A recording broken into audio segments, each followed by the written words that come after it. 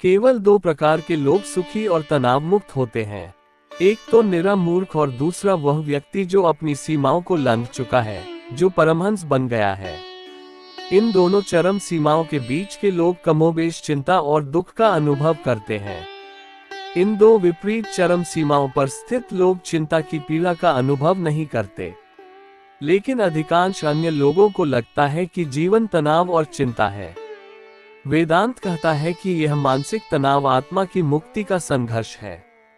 यही चिंता और मानसिक तनाव व्यक्ति को आगे ले जाता है। बंधन का बोध सफलता की ओर पहला कदम है।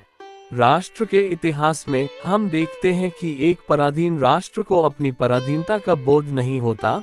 वह स्वस्थ होता है, आंतरिक तनाव से मुक्त होता है, लेकिन उसे स्वतंत्रता के आनंद का कोई बोध नहीं होता।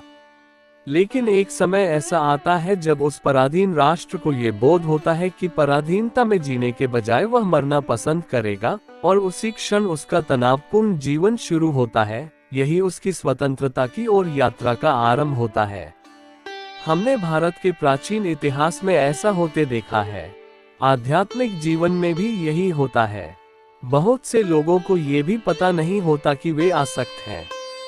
वे इंद्रिय जगत के छोटे छोटे सुखों से संतुष्ट रहते हैं।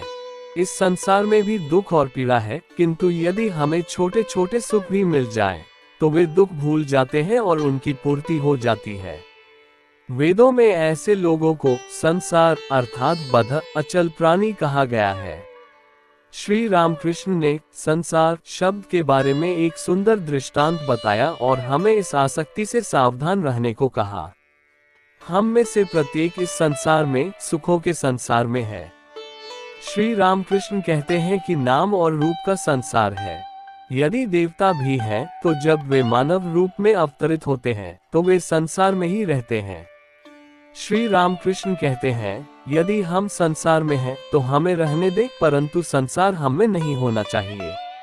नाव जल में है, परंतु जल नाव में प्रवेश नहीं करना चाहिए।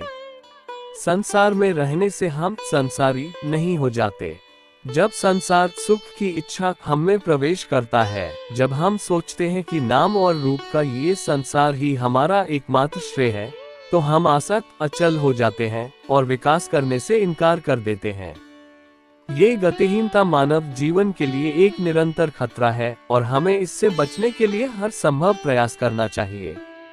आध्यात्मिक स्पष्टता और सजगता इसमें बहुत मददगार साबित हो सकती है।